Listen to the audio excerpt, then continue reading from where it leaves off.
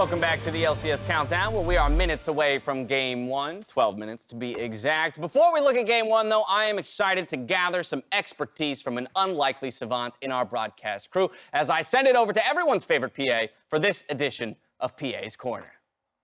Thanks, Dash. Since patch 9.14, we've seen a new priority in the LCS with teams. Whoa. Sorry for the fans at home. Scott, where's Joel? Oh, what happened? Well, actually, I'm the highest rated of all the PAs, including Joel. Yeah, no. I get that. Sorry, everyone. This is Scott. He's obviously not Joel. I think he plays League though. I do he's actually. A I really have over nice guy. 400 games on Aatrox, including top and jungle, and some a little trolling in between. Right. So No, like that's really wonderful to qualified. hear. Sorry to cut you off just one more time. I think we might be killing the segment. But I have a bunch of graphics. Right. It's just I don't know if you heard when I introed it. It was just I said everyone's favorite PA, and there's an expectation that kind of, I feel like I'm breaking a promise if I let you run away with this segment when the people are expecting Joel. I see. But I think I'm receiving word. Maybe there's I think something on stage. I didn't hear. Audio broke. Oh, you should just take care of that. Oh. I think. All right. Thank you though, Scott. Sorry about that, folks. Turning to our first matchup, though, we've got thoughts from both coaches ahead of this playoff crucial matchup. I don't think by giving us any benefit right now. So we don't actually trying to focus on get the buy. We are actually trying more about giving more players stage time for preparing the playoffs. But still, I do believe Blaber and definitely Nisqy and Svenskeren, all of those players have an ability for take the wins. So same time, I do not think we are any weaker with any roster swap. Yeah. Personally, the last word you want to tell your team before an important game is always to enjoy it, have fun. Plays a key role into performance. For today, yeah, it's a decisive match, but it kind of validates or invalidates the whole process. I don't think you change anything. So heading into this match, it's more about confidence and trusting that if it's correct, if it looks good, they should go for it, and don't feel about the outcome or anything. It's not going to help them to know that they're on the edge of making it or not. It's all about making the right decision at the right time. I have a bow tie for pretty much any type of playoff that's going to come. I'm ready for the playoff for sure. We'll see if we will clinch them today, yeah. I've got to ask, just how many bow ties does this man have? Does he have a bow tie for the beach? Beach bow tie. A bow tie for the gym? What does that look like? What kind of bow tie man is he? Because is he the kind that he does the knot himself, or is it just a I think he is. I think if you're a connoisseur of bow ties, you probably tie them yourself as opposed to the stick-on ones. Yeah. Just glue it on. Like a bow. Just that little roll of masking tape and just one of those gift bows. Yeah. It's not even an actual bow tie. Game 1 is shaken out in just about 9 minutes. And when we had OpTic's coach Zabutin on the desk yesterday, he seemed to have a very defined read on what makes Cloud9 so strong. Yeah, the main thing that he was talking a lot about was their decisiveness as a team, not just, one guy goes in, but the whole team wants to follow up on plays, as well as their level of aggression. Their initial play around the bot lane doesn't work. They died in the river, and then they just kept going bot lane over and over again with 4 and 5 men, which really stood out to him when we were watching the game together. He also contrasted it with the lack of decisiveness in the other team, that they would usually just dance back and forth, maybe a few times until C9 just gets frustrated and says, you know what, we're going to start the fight. I don't care if you weren't ready. We're going for it. And that just shows that Cloud9 is a team that is always willing to make the first move. And in this meta right now, first move usually gets the advantage. So the question then becomes, can and how do OpTic answer that? I mean, I think you have to be willing to match blow for blow, right? You have to be more decisive, and I think that's so much easier said than done because, risk-averse play is something that has been a part of professional play for so long, and it's not as though Cloud9, it's a secret that they're going to play aggressive. They've been doing this for years, ever since Reaper stepped in as coach, so they're going to challenge you, and you have to be there. You have to be ready to play at that pace, or you're going to fall behind. And I think they did that really well in their TL game. They did end up losing it in the late game, but they actually ran away with that early game by being aggressive and playing around the bot lane and not not being scared of the enemy team's strengths. And so I think OpTic does have the tools to go and play a more aggressive style to match Cloud9. That was when their backs were against the wall, trying to figure out, can you actually come back, made a good plan, and actually were able to deliver almost all the way till the end. Took one big fight, which the entire team was kind of disappointed with. But I think that against CLG, a very strong opponent as well, sorry, Cloud9, a very strong opponent, you're still going to be able to at least prepare and understand what are they going to do, just like Team Liquid. They don't really hide it. And so make a good plan and then just hopefully,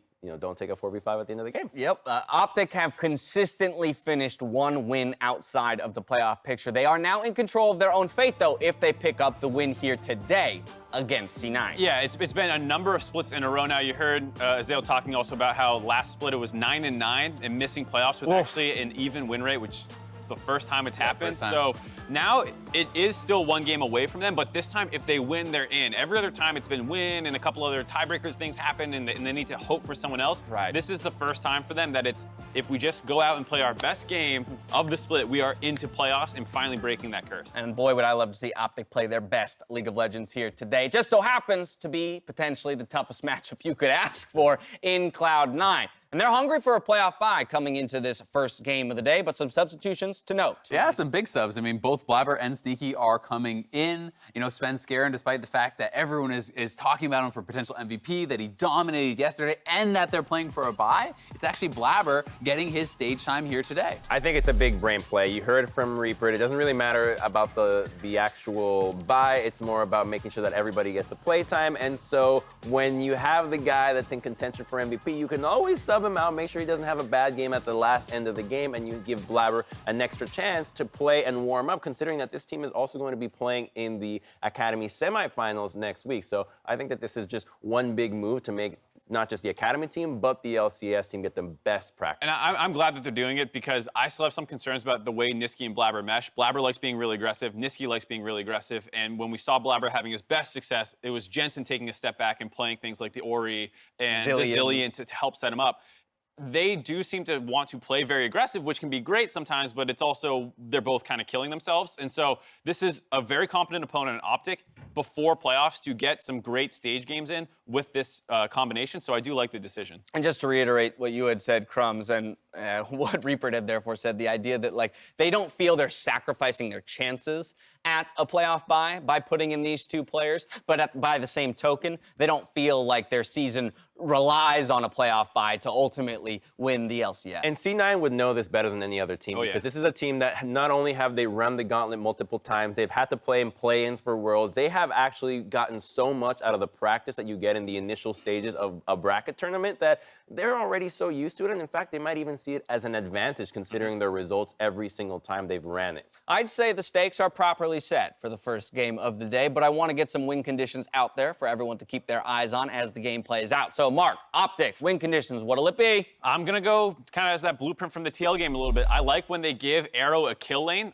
So in that game, it was Draven and Nautilus. If you can find something with the Lucian, Thresh, these different kinds of all-in and pick tools to set up kills in the bot lane, they can potentially find them. Nisqy has the third highest or second highest deaths in the bot lane at 15 minutes. So he is a target you can potentially look at. So you can try and attack the bot lane, and then I want them to play around the bot side. Don't go 2v2 top side. I don't trust Dhokla versus Licorice in a 2v2 skirmish. I think Meteos is a great jungler. Crown's a great mid laner. If you're going to fight 2v2s against a competent solo laner anywhere, it's going to be around mid. So just stay between mid and bot lane for your plays. All right. Response for C9. I mean, I think I'm fine with that because, when you're subbing in Nisqy, I want them to play a defensive bot lane. His most played has been Ezreal. I think you sacrifice bot, you play to survive and to mitigate loss. You talked about how in the past for Blaber, he needed this kind of defensive backup type mid laner. I want them to go aggressive. Give me the Yasuo Gragas. Give me dominant, powerful solo lanes and take the reins off Blaber. Let him go crazy for Cloud9, playing around those solo lanes, avoiding bot lane, and dominating the top side of the map. I like the Gragas and Yasuo combination. The other two games he played Jarvan, and he struggled and went 0-2. So I think giving them a clear avenue for their aggression where it's press R together, so that way it's easier to coordinate is a really good point. Eyes on Champions Lurk for that one. As we turn to our final segment of Countdown, the LCS is excited to welcome a predictions sponsor just in time for playoffs as Riv throws his hat into the gift production arena. Take a look. Come on down to Uncle Riv's Gift Emporium. Here at Uncle Riv's Gift Emporium, we harvest only the finest looping image files with 100% organic soil and natural graphics straight from Mother Earth. Those other gift houses are giving you garbage, but at Riv's, we know you're willing to pay for quality you can trust. Whether you're looking to take a moment and enjoy some Tanner time or make a clever escape like this fine Haunter departure, you know you won't get this kind of quality anywhere else. So why not embrace the freshly harvested fusion dance which grew on an artisan blend of naturally acquired sticks and just a touch of evil? This summer we harvested some spectacular sneaky sames. Wow, look at that shine. So come on down to Uncle Riv's Gift Emporium, where we are into the gift of giving.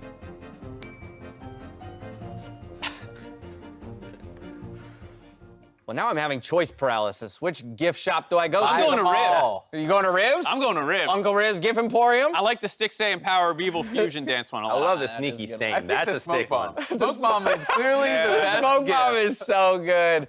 All right, well, please use all those gifts on Twitter as much as humanly possible. Let's go ahead and take a look at predictions for the day with 1 minute and 40 seconds left to go for Champion Select. A reminder that we've got the prediction pineapple on the line today. Is Mark crazy? The race is tight. Fox, Mark? What I is have their wrong stock. with you? Are you trolling, Mark? Their stock. You're trying to lose both Mark, the predictions and the stock? Well, seriously, you've got a 1-game lead, and you're gonna lay it all out Trump's there. already on the threw last it in the game of first day. game, so I have one to play with. Ooh, that's true. There's that. Hey, there's what you're playing for. Beautiful. Yeah, Look at those Mark, triangles. Mark has never tasted the sweetness of the prediction I pineapple. also don't care. You say that. Yeah. You say that, but I know that's not true. Dad tries to like rub that thing in my face all the time. I'm like, I don't care. It's broken. It's an ugly piece of ceramics. I don't want it. First of all, how dare you? Yeah. And that's all I have. Yeah, perfect. There's no point there.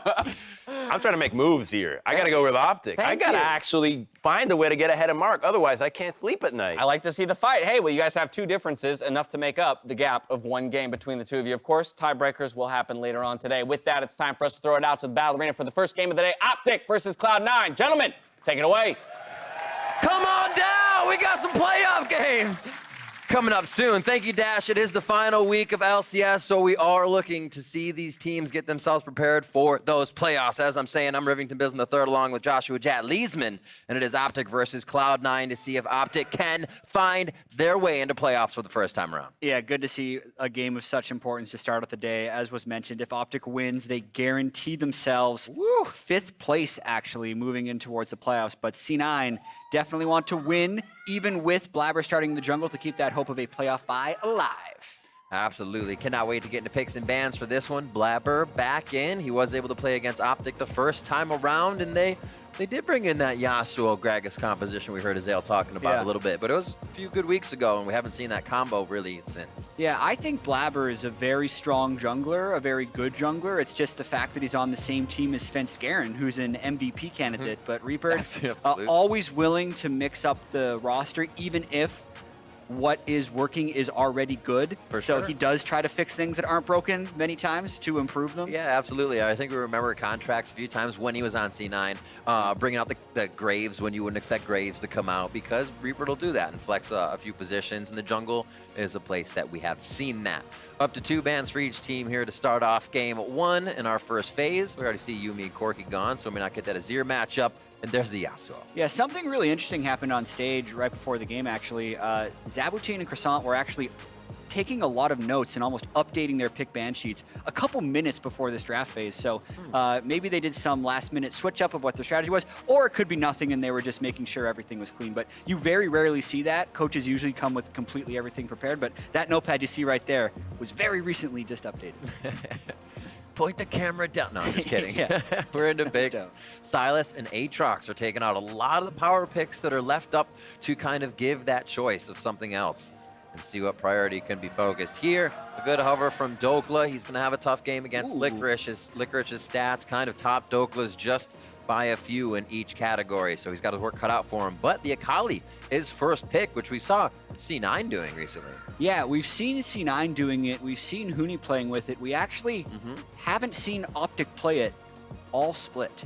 So breaking it out. With everything on the line, knowing they need a win, that's a very interesting first pick for them, because they give over they don't give over actually huge power picks to Cloud9, but definitely strong champions in Ezreal. It is intention, right? That says somebody's going to make plays. I believe that's going to Crown in the mid lane, as Dhokla is more of that kind of Aatrox bruiser player.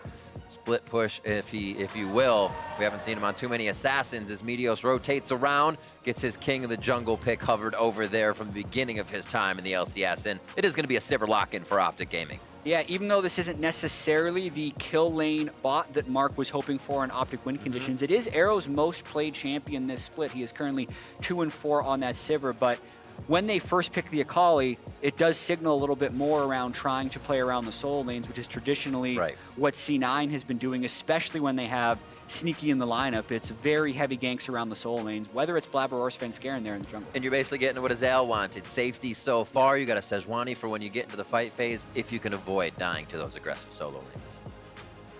What is the pick for Nisqy here? He's been known to take his champion pretty willy-nilly. I think he give it to the rest of the team here so he can get a round out in the last pick. Yeah, they have to account for the Akali flex. Ooh, okay. Kled gets locked in. Yeah, definitely seeing more Kled since the buffs on 914, although the champ itself hasn't shown a huge amount of success. We did see C9 actually lose with this pick last week, but overall, 1 and 2 in the LCS, and C9 giving it another go. And we've seen it go to different positions as well. It'd be interesting to see if Nisqy takes this in whatever matchup he finds himself in. You could see a Kled mid. I mean, that's something that Doinby played a lot of over in the LPL even before the buff, so not completely unheard of, but that would definitely be a surprising thing to see. For sure. Second phase of bans coming through. OpTic Gaming, as we said, looking to lock in that position for playoffs. Number 5 with a win here against Cloud9. Cloud9, however, doing very well in the standings for themselves, looking for this victory, and a lot of people think that they are going to be able to take it on this game.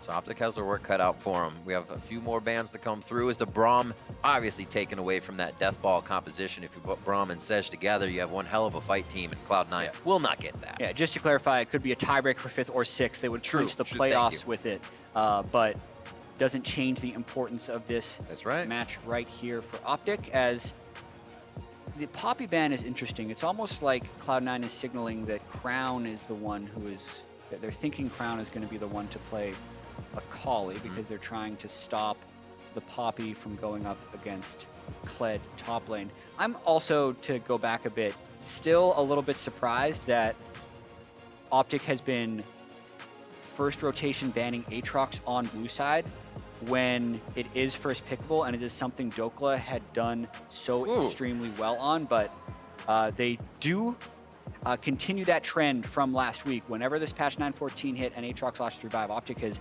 shied away from playing. We get the mana upgraded Alistar locked in. We've seen him a few more times. We saw him Academy as well. But Alistar is in super safe bottom side lane now. They can't really get ganked too much unless Meteos is going to want to come from behind the turret, as you're going to have Alistar in lane with an Ezreal now. Yeah, Tahm Kench fairly good against the Alistar, as long as he keeps his spacing a little bit away from the AD carry. So if the Pulverize does come in, the Tahm Kench isn't CC'd and just walk in, scoop that AD carry up. But I do like seeing Zeyzal on Alistar. It is a tremendously strong playmaking champion for the team, and I feel like since he's such a strong shot caller, he actually shines when he's able to play melee initiation supports, and Alistar is one of the best. And it feels really good as an Alistar in lane against the Sivir. You can break shield going in with headbutt pulverize composition, so that engage always feels good. The Azir does get locked in, so without a Corki, let's see what we have up against the Azir here for Nisqy in the mid lane. Yeah, that's actually a fairly common composition right now, where you're seeing the kind of hyperscaling wave clear champions in mid bot with the more volatile top lane Akali. But this Irelia would be, I think, a good pick and would still play towards the style of C9 if they throw this Irelia mid lane to try and create some kill pressure onto the Azir. The Sejuani Irelia is what many teams consider the best 2v2 in the game, because Irelia has such strong engage range and also benefits from applying stacks of Sejuani Frost so that they can get easier stuns. So that should apply a lot of pressure and will really kind of test this synergy between Blaber and Nisqy, whether or not they can take over the game together. And do you fear too much AD coming from the side of C9, or you get enough of that AP out of the late game Ezreal? Yeah, I think that is definitely a consideration they have to make, but if you look at the team of OpTic, if they do armor stack, then it's going to be on the Jarvan and the Tahm Kench, and I think since a lot of Ezreal builds can very easily tweak towards Gunblade and Ludens in the late game, that is something they're going to be able to get by with. Also, Irelia has some magic damage on the passive. There's little sneaks of magic damage throughout the team. That's true. That is probably okay. The last day of the regular season and game 1 of it. OpTic Gaming versus Cloud9. And chat, we could have 3 more tiebreakers today. Or 3 tiebreakers, not 3 more, but 3 more games of tiebreakers. And I am so ready to see it. The players are definitely going to have to play their best all day long, kind of without that knowledge that it may be another tiebreaker, depending on how the rest of the games play out. So each one as it comes. This one's OpTic versus Cloud9, and OpTic is looking for a playoff position. Yeah, they're looking to keep that season going, Riv. The difference that today can make could be their season is over, they wouldn't have enough championship points to make it to the regional qualifier, they'd have no shot at Worlds, or they can win and all those possibilities open up. It's absolutely crazy too, because it's been a bit of a roller coaster the past few weeks for them. A team that starts off very strong, crowns in and out, but you're still seeing success with Scarlet, so we've seen them get over some speed bumps without too much trouble. Here now, coming to the playoffs, we get to see if they can pull out that last ounce of effort and find themselves in that position of playoffs for the first time. Yeah, lots of posturing for position in the river right now. Even in the bot lane as well, just so much early game aggression coming in, also knowing that Blaber is in the game right now, trying to create that bit of a wild card from the jungler. It does kind of seem to me like whenever a jungler is out of the LCS for a while and then comes in for the first game, you're almost expecting them to have some intricate plan. Some would call it level 2 cheese, but I feel like it happens enough that it is actually one of the optimal ways you can play the jungle of, okay, what route can either get a good level 2 gank off or a good level 2 counter jungle off to kind of set the stage for the rest of the game. We saw this yesterday with Spica from TSM going into steal a blue buff right away. Actually, as Jarvan in this exact position where Meteos is right now, but I mean, they even have a ward on the blue buff, so that could actually be a possibility that Meteos could go, actually, as you can see here, from blue buff up towards, or sorry, red buff up towards this blue buff, but we'll end up seeing what happens. It would be open to him, actually, based on Blaber going Krugs. Meteos decides not to make that risk, though. It almost works out as well. You have a Sivir that would be able to push the lane. Might be a little too hard once you get there, though, if you have an Alistar coming to find you in the jungle.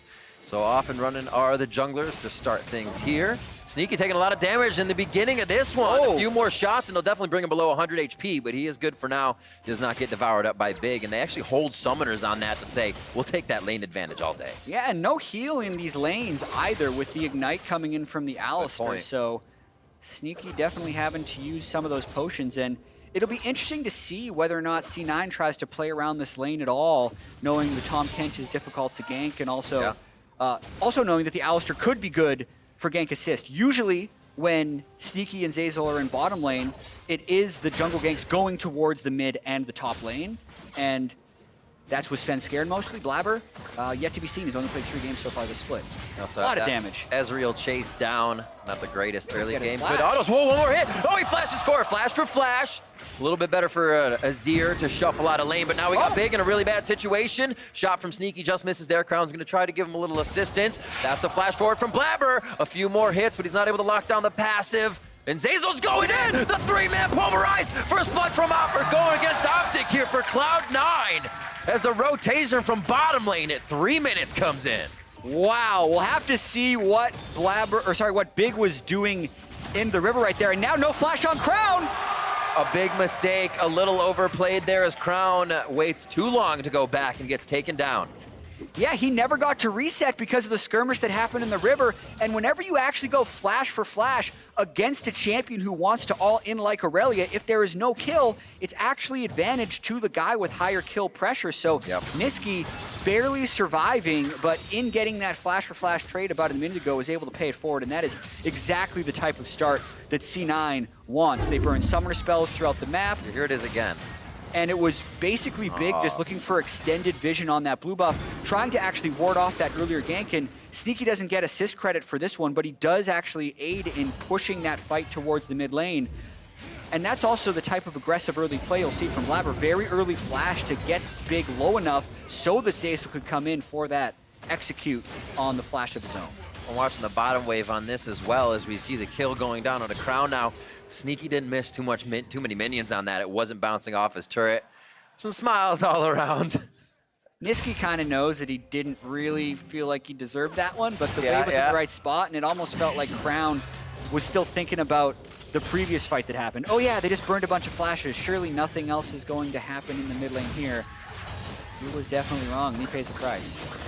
You gotta mix in the very low cooldown of death timers right now, and teleports back to lane are almost instant. Nisqy, a few more shots, could get that kill going back over, but Crown comes up, Crown goes down! Give it over to Nisqy now, but it looks like they're gonna get the double kill for Blaber!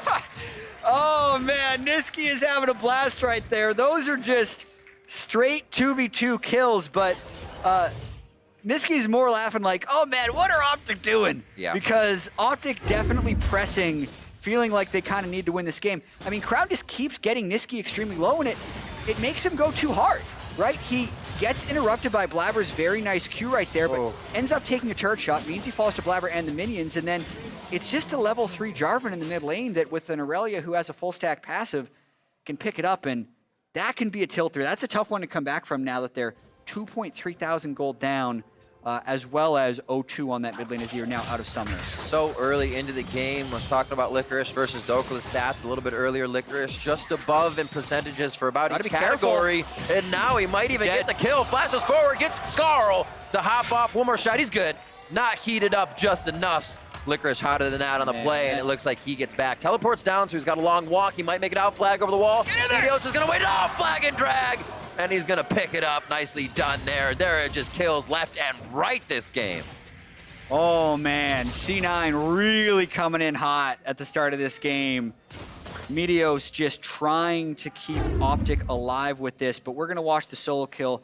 It's really all about landing that initial Q, making sure he can get the pull. Kled also stacks up as Conqueror. Dhokla was hoping to trade back, but the reduced duration on this Akali Shroud may have thrown Dhokla for a bit of a loop on this patch right here. Licorice, of course, gets the next bear trap up. And we got another fight mid-riv. Oh, that's going to be Vanguard's edge down on the Crown. He gets out alive, but that's going to be a dash in from Nisqy as he blade surges more gold into his pocket. Meteos is on his tail now, but the rest of Cloud9 is already rotated up. Zeyzal is omnipresent this game. Nisqy stays a bit too long as he plays with fire on that one. And it's Meteos picking up a second kill already. Yeah, Meteos not really the type to carry the games on tank Jarvan. He would hope that those kills would be going over to his soul lanes, but he is not lying. Put in that position of cleanup. And because of all this action that has pulled people to the top lane, C9 actually able to get a turret plate down for the bottom, and that's going to really help Sneaky with the tier first. Going to use that gold. So much proactivity coming from the C9 team early. Yeah, you think of how a Sivir and Kench lane would play out. That's Ezreal and Alistar's plates going down, but you are absolutely correct, Chad. There's been so much chaos in the early game. Sneaky has made a lot of work of that. Free gold for him on the bot side, and now they have positioning over a Drake with good vision. Yeah, it just happens to be Infernal as well. I'm sure C9 won't be happy about this one. And now I want to pay attention to what happens between now and 20 minutes, because when I was comparing Blaber with Svenskeren, and even though the sample size is very small, Blaber's only played 3 games, C9 had only won 1 of those games.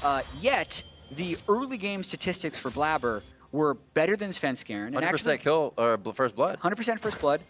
And also better than any other jungler in the LCS. Both Blaber and Svenskeren were the 2 best. Where Blaber and C9 hasn't looked as well is transitioning the early game advantages they get with him to later game wins. But this early game is going to keep coming. Looks like they're going to get the Ignite down as well. No already used. They don't need that extra damage. They're following up with the DPS coming in from Sneaky. A few more shots. A double kill for the bot laner. And this is exactly what Sneaky and Zeyzal want. They want jungle attention so they can make proactive plays. That was a flashless Sivir and an exhaustless Tahm Kench that, because they brought the gank at the right time, they easily convert. It's now a huge lead for the bot lane of C9. Can't wait to see this one again, but just as we see on the bottom of the screen, those stats between Arrow and Sneaky. Give it up a moment for Zeyzal. Yesterday had a fantastic game. Him and Svenskeren basically 1v9, or 2v9ing everything, if you will. But again, all over the map to start things off, and the engages.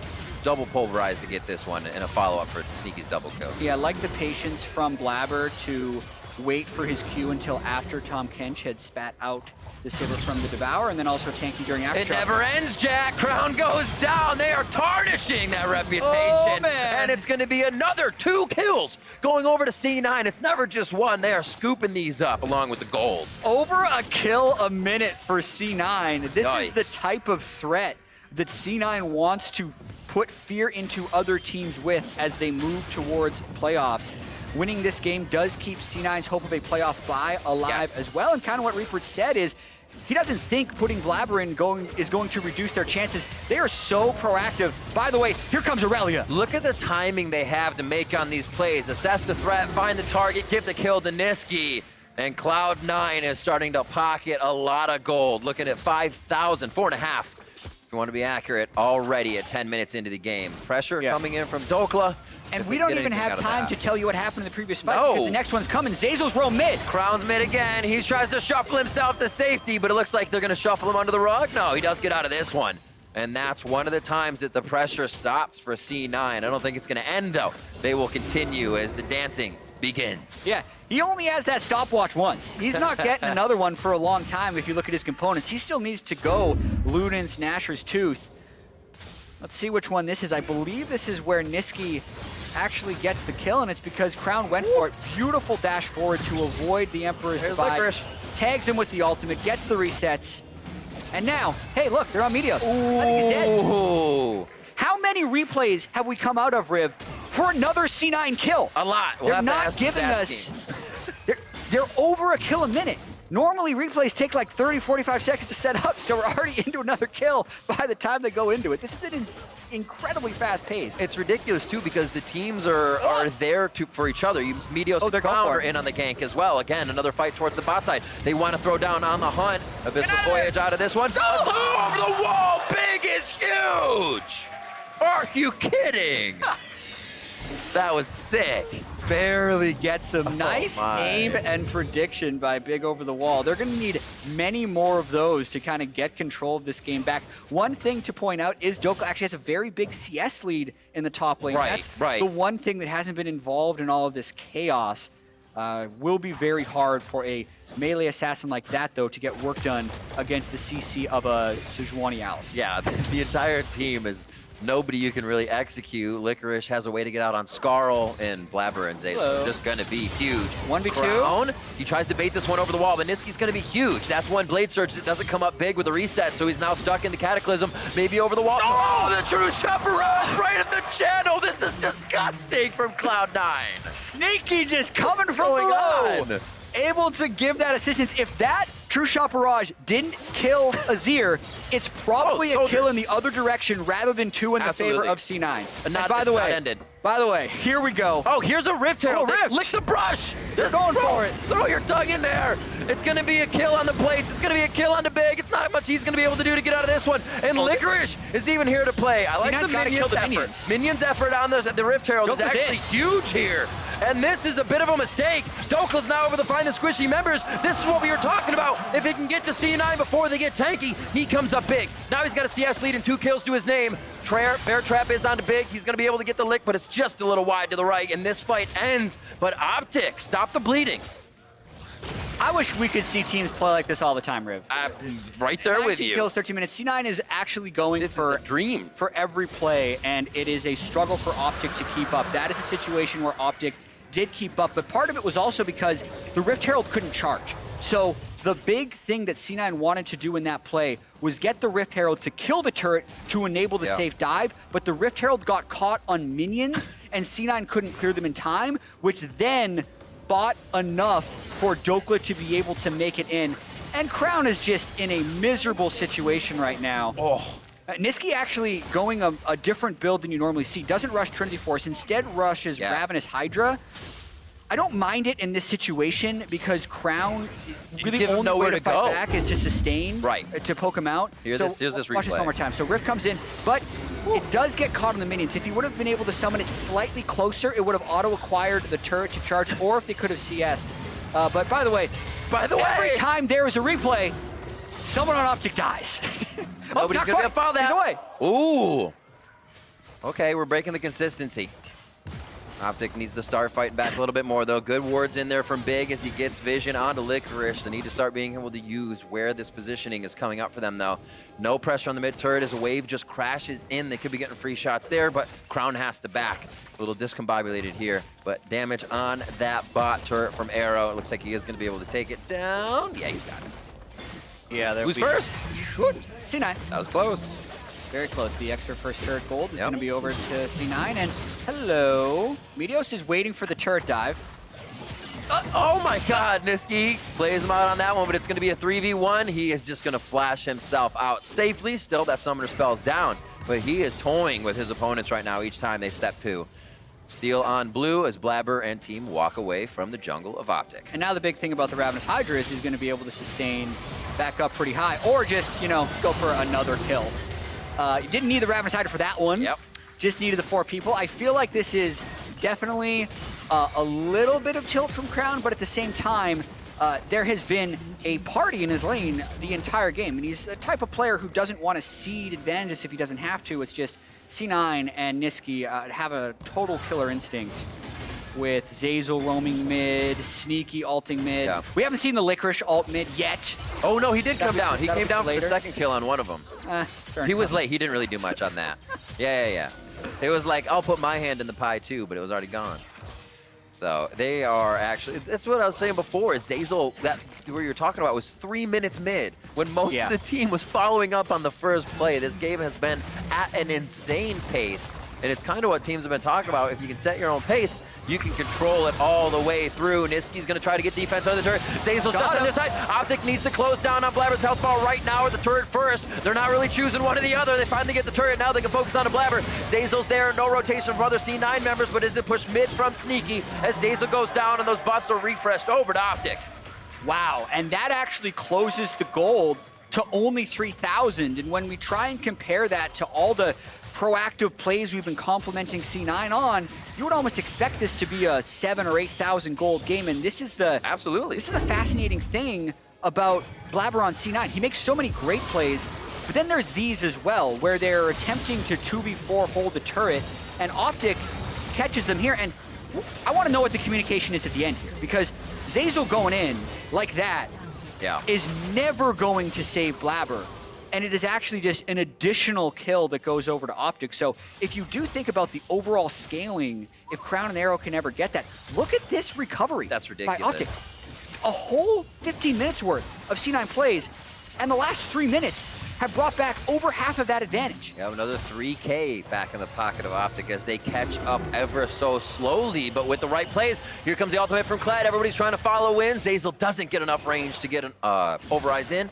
They will start to back off. They don't have any movement around the map really other than Dhokla, who still is up in CS 4-1-2, but has to find these fights as they have already started to happen, or he will be the target. He will go down fast. We'll see how OpTic starts to play the split push and spread C9 thin. Yeah, so much of OpTic's gold is on Dhokla, so we really need to focus on him. 7,800 gold. Actually, the richest player in the game. Temporarily before Sneaky took away CS. Competing with Sneaky for the carry award in this one. So pay attention to actually those two.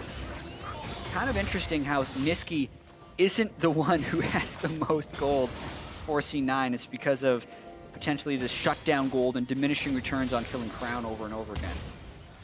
You know, we have seen Dhokla on the Irelia, the TF for diversity, but it's been mostly that Aatrox, mostly the big fighters. We don't expect to see huge plays from an assassin on him, but definitely showing that versatility. Pushing out Zeyzal. It's great that Dhokla has eyes on him. Zeyzal can't find a way even with Hex Flash just coming up. This wall, though, could be that option. Hex Flash over the wall. Zeyzal's right in on a double pulverizes. They finally lost vision. Emperor's Divide is back as Dhokla's now the only one on the top trying to get that shroud to cover his vision. And now he's going to get perfect execution to safety. The rest of OpTic is able to skirt out of that, and they only lose big. And that is one thing to note when C9 has Blaber in the lineup. There's very rarely a question of which team is going to engage. It's going to be Blaber. Very true. They just kind of brute force their way in, actually get a well-aimed ultimate onto Arrow that takes him out of the fight, and it gives them enough of an early edge that they can take that fight down. He has 600 gold. Might go back and get himself that ruby crystal. We'll see. He is about 300 health away from cresting that Warmog's buff. Right. So he's got a little bit of time, but still, they are just fierce in these fights. I don't think they're too worried about getting items right now. As you can see, I'm taking time to clear camps as we get this fight one more time. Yeah, so watch as the control ward is being contested. Blaber sees a window, actually gets the stun onto Arrow, and then pay your attention towards Dhokla. He goes for Nisqy, but Nisqy very quick to use his flash. That means Dhokla can't get out of the fight or get a kill. Yep. Ends up not having an effect as the two biggest gold members kind of neutralize each other in that fight. C9 able to take it with the initiation. Really tough team to get on for Dhokla, as we were saying. Licorice goes away. You don't want to see Blaber or Zeyzal. You can hit Nisqy if they really need to peel on your targets, but you're not peeling with Akali too much. He's got his work cut out for him. He's got the ability to make plays with the Zanyas now. Gunblade finished. Sork boots in. And level 12, one of the highest in the games, along with the other solos, so he can make the plays. Eyes on Dhokla as they look to protect him in these fights, or start the fights, so he can get a free opening, I should say. He's doing his own protecting of himself. 2 Drakes to the side of C9 here as we just crest 20 minutes. 1 Mountain on the side of OpTic, and that Baron now stands tall with vision. Pretty nicely done by OpTic. Yeah, Sneaky just got his Muramana transform as well down in his inventory, so he is at a really big power spike here, but OpTic not afraid to go themselves either. They see Kled in the side lane. If Meteos sees a window, he's going to engage as well, because with that stone plate, he can actually buy a lot of time once he makes an engage. And OpTic has climbed back into this one a little bit. Let's see if they attempt something on Licorice. Yeah, they're trying to play a little bit of the bait game. No hook, line, and sinker from Licorice as he goes back to ward a little behind him. And not too many wards have been pushed forward for either team. C9's doing that work right now to make sure they're protected and they can start to use that advantage. Get a little return on an investment. Crown's seeing that a little late, but he definitely sees it. He starts to back up and get the safe position. Yeah, that's what the control ward's for. It doesn't matter that it died. It let Crown know that there's a Sejuani in the area. It does become about vision control, and, well, that's not vision controlled, but they're going to try and burn this down, or at the very least get a fight. Already at half health, they're going to go for it. Meteos is in. Absolute draw of the fight. If they're not going to sweep the pit, they know they're going to go for a fight. They're going to try to burn it down, though, and that's C9 Blaber take onto the Baron. Cloud9 needs to exit now or take this fight because they are losing members. Or I'm sorry, OpTic is losing members, I should say. C9 health bar started to dwindle, but that's not the case in the end. OpTic starts to drop, and now Crown has to run. Arrow couldn't really get to the fight in the first place to deliver any ricochets. And C9 is looking full team to run down the lanes now with Baron. Not only did C9 take control of the game with that very aggressive Baron call, Sneaky picked up his 2,000th career LCS assist in that play. So a huge milestone for Sneaky to hit in this game. Same. Turn to mid lane, gonna go down. And top as well. They are just making quick work of the outer turrets. One in the bot lane if they even decide to head down there on this push. But I think it will be the reset. So C9 can come back and do it one more time. OpTic now needs the wards. They need to find an opening. And it has to almost be a big mistake from C9. Yeah, want to kind of go back to that Baron call because I believe C9 kind of knew full well that it was going to be Envision since they didn't sweep their controller. But basically, they saw Dhokla and Crown far enough away that they thought they could burn it. And then it was all about trying to keep Meteos out of the pit. They basically killed it before Meteos would have a chance to smite it as he kind of flash ulted to try and close the distance. That's one of those, technically, you could call it a 50-50, but he didn't quite make it. Could have been stolen, but that's just the type of game that C9 is willing to opt into, especially with the way they're playing. Still 19 kills over 23 minutes. Absolutely, you're expecting them now to probably dive the instant they have an opportunity to get a kill. So no joke, that front-end damage that OpTic did was pretty good, but you always forget how much healing Alistar can actually do in these fights. He healed, I think, 3 times in that fight, AoE, and you are just buffing, not buffing everybody, but he just made everybody so much bigger in that fight to keep going. Dhokla trying to cut the wave and buy time. Actually does a very good job. There's just... It's got to start these games. 3 minions and a cannon left. C9's going to try and use that to push, though. Knowing that Dhokla is actually delayed, they might try and dive quickly. All right. a little bit of restraint. Yeah, pinging down towards the bot side. It's a dragon and a bit of cleanup. We can definitely add more pressure to this engage and not allow OpTic to fight us 5v5 on a mid turret. So again, C9 spread. They're going to go ahead and pick up another Infernal, 2 for them here as we are 4 Drakes in. And we'll see what we can get next. But Cloud9 has controlled the majority of the resources this game. But what a hell of a back and forth we had in the beginning. OpTic starting to claw back, but C9 found their footing again. Yeah, just a slight misstep in the top lane. The good does come with the bad with how fast C9 is trying to play. But now they're going to have a decent stack in the mid lane as well to try this 4-1 split push. They have 33 seconds left, so that'll buy enough time for that mid wave to actually crash. We'll see if they try and dive on this cannon in either the mid or the top lane. It's going to depend on where OpTic put their players. Let's see if C9 tries to get an inhibitor on this push. Teleports are up. I'd say the safest fight is under Nexus turrets, but you can get an Abyssal Voyager or teleport to any of these wards that are over by the Raptor camps for OpTic. They are strung right across that front line of their base right now as C9 is knocking now on the bottom door. And something bottom probably if Blaber wants to go. Dokla's on the back, Zeyzal into the back line as well. Glacial Prison finds Dhokla all the way through. Sniper, Blaber with the Sejuani. They're going to lose Nisqy though. It's going to be a tough fight inside the base of OpTic as OpTic is now looking for the priority members. That big almost going down, just a few more shots. True shot barrage, double kill as Crown lives with a sliver of health. A triple kill now for Sneaky as he finds another one with a Mystic shot over the shoulder, and it's going to be the inhibitor going down. Cloud9 look to squash the OpTic playoff hopes with this game right here. 22-9 in a barn burner. 25 minutes on the clock, and the finishing touches are coming in right now from C9.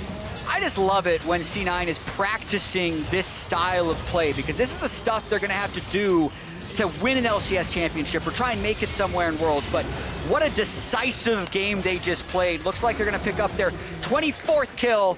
Can they get a kill a minute? They have to wait on some respawn timers. Maybe they'll just kill the Nexus. Big's in there. Their great health will be there, but this, like you said, Jet, is the kind of play you want to see.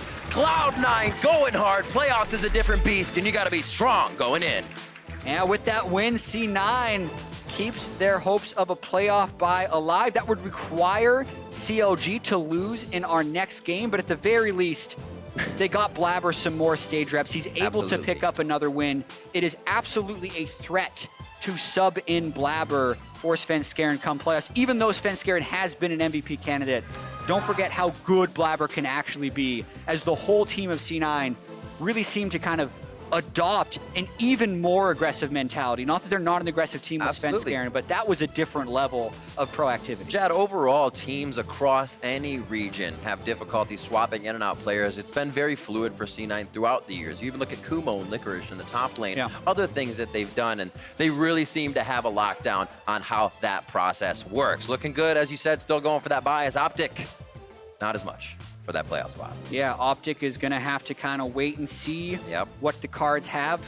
Could still play tiebreakers. They can still make the playoffs. A lot of it depends on what happens throughout the rest of the day. So they were hoping to come into this week and pick up a win against their very tough schedule. They did not, and man, C9 is riding high after that one. Absolutely. You can see how happy Nisqy is. They were able to take out the Irelia in the mid lane. He hasn't even played that for a few weeks now. He did have a week where he played it twice in a row. It was around I believe, the Veigar week. But since then, they have kind of knocked down what he will be able to play in the mid. But he always seems to show up. Nisqy is definitely a player coming into his own. You got to watch this guy. Yeah, especially the early games that he's been able to put together. Whenever they give him jungle attention, he is so comfortable in those very close skirmish situations, right? Going down to one hit against Azir, going flash for flash, immediately coming back to lane and killing them, right? That's the type of stuff when Nisqy can really gain an advantage. Absolutely. A lot of power from the mid lane there. For more on that victory, however, Obli is standing by with Cloud9's jungler.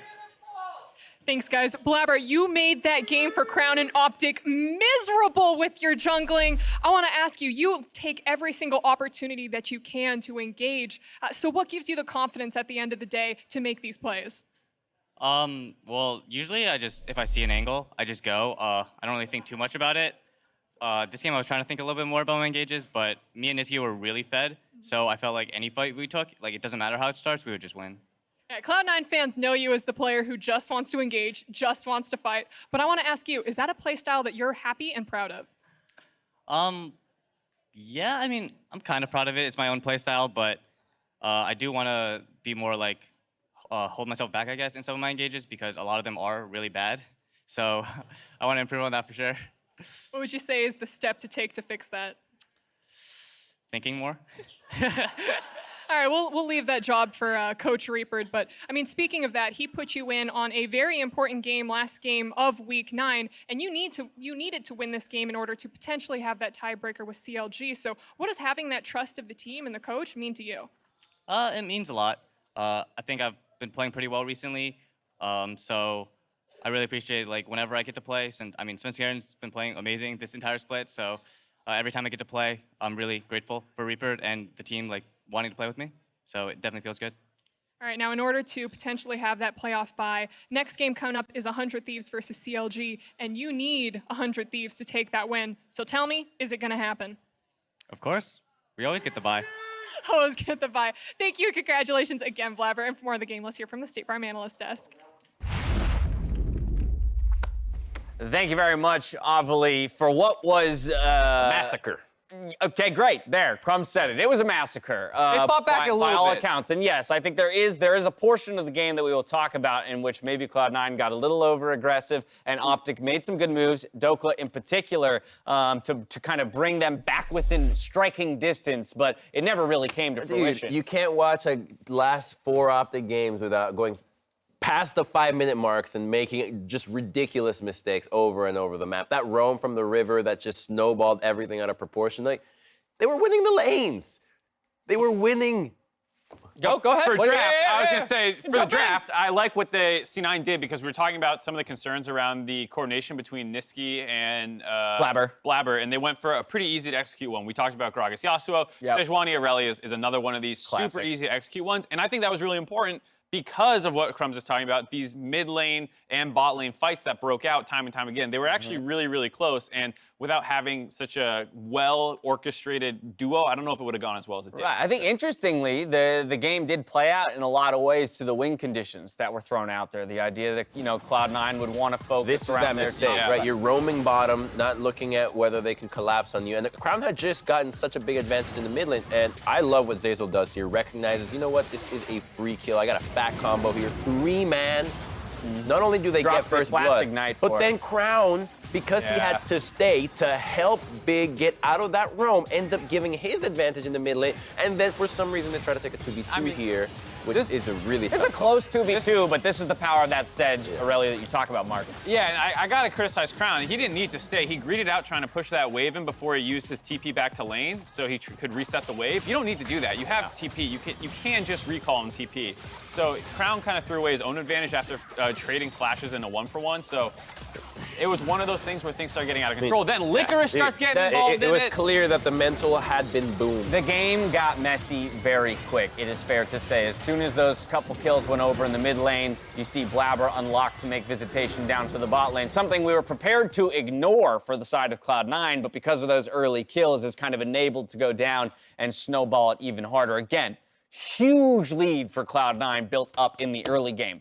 I think, as is typical of Blaber C9 games, it's a little less focused in the closing out of the game, and we saw some of that chaos bubble up. We saw the gold lead, 3,000. Yeah, drop 3,000 back towards OpTic, but not enough, never enough for them to really come back and take anything from Cloud9. Yeah, I don't have a problem with that one, right? You just kind of gave a few kills away, but you know you're so far ahead. You have the confidence with you, and you can tell that OpTic was just taken back by the first few deaths that snowballed away from them. And from that point onward, they could have done anything. They didn't even do any steps to the Baron, by the way. They're just like, you know Clear what? vision. Let's just do this and fight and win. And that's kind of actually, I think, good to see for C9 in this version of it with Blaberin, because this is like the one that you put against TL after going 0-2 in a series, where you're like, we just need balls to the wall aggression, absolutely crazy, Go ham. nonstop, and you don't set up the vision and give TL time to work the vision game against you. You say, screw the vision game, we're forcing a Baron, make a play. Yeah. And I think,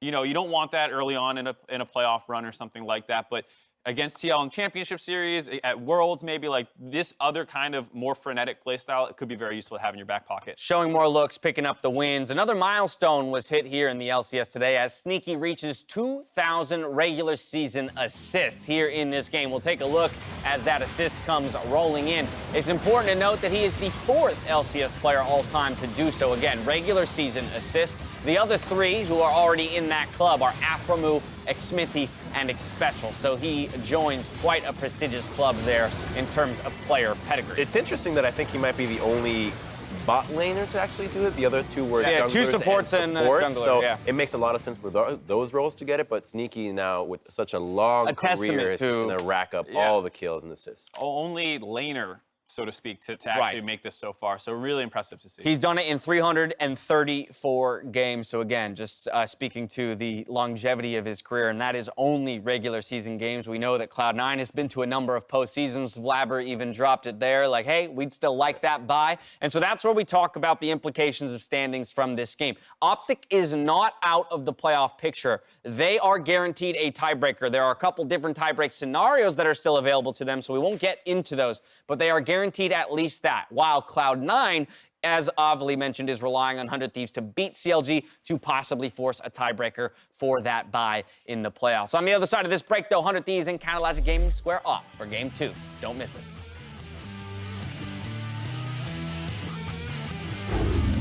A few more shots, could get that kill going back over. But Crown comes up, Crown goes down. Give it over to Nisqy now, but it looks like they're gonna get the double kill for Blaber. Licorice just above in percentages for about each category, and now he might even get the kill. Flashes forward, gets Scarl. Fighting mid right now? We don't force it. Okay, they're fighting mid. Nisqy's 2v1, I'm coming, They're about Coming, to maybe Nisqy. running too. Yeah, I'm coming, Nisqy. I have no mana, man. He's dead. Oh, trial. Wait, okay. Blaber take onto the Baron. Cloud9 needs to exit now or take this fight because they are losing members. Or I'm sorry, OpTic is losing members, I should say. Now looking for the priority members. That's big, almost going down. Just a few more shots. Two-shot barrage, double kill as Crown lives with a sliver of health. A triple kill now for Sneaky. It's time for the Fountain Fury foot race. Who will come out on top? The chasing chicken, the quickest catfish, or a delivery driver? And they're off. Don't get between me and my goal. Back off. Step closer, and I'll carry you to your prize. Better duck.